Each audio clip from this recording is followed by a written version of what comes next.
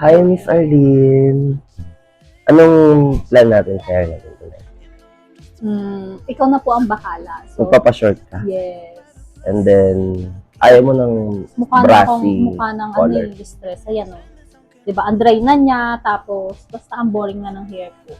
Tapos, naglalagas din siya, kaya ipapatreatment ko din siya. Ikaw na bahala. Medyo short gusto ko. Tapos, anong color mo? Desire. Anong desire mong color? Kasi ayoko ng loud. Ayaw mo ng loud, pero ayaw mo rin ng gold Ayoko shade. lahat, charin. Ayaw mo ng gold shade. In blonde or ano. Parang milk tea ba yung tawag? Pwede nun tayong milk tea. Yun o yung ganun o. Yung kitera, di ba? Yung kanina, yung bago dyan. Ano yun? May highlights yun. Hindi, yung isa. Yung bago dyan. Oo.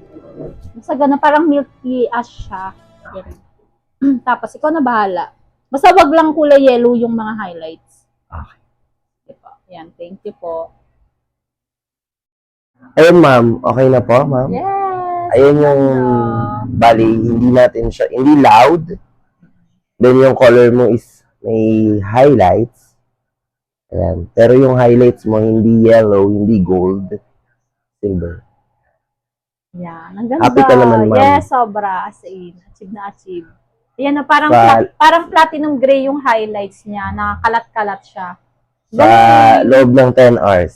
Correct. Hindi, oh. Tsaka, worth it naman talagang pag-aantay. Ayan siya, oh. Kasi, Saka hindi parang- na-damage yung hair mo, correct. no? Hindi siya nagpuputol-putol. Bali, 3 days Akala- siyang hindi magwawash. Yes, parang ayoko nang liguan eh. Ganyan na lang siya, oh, di ba? Ang ganda rin ng haircut ko, di ba? Oh, sino nagsabi ba? Bumata ka ba? Correct. Tsaka yung pagka-milk tea ash niya, ang galing. Achieve na achieve talaga. Ang galing, no?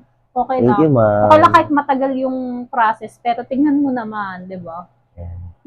Happy. Thank you, Jan. Thank Thank you, you. ma'am.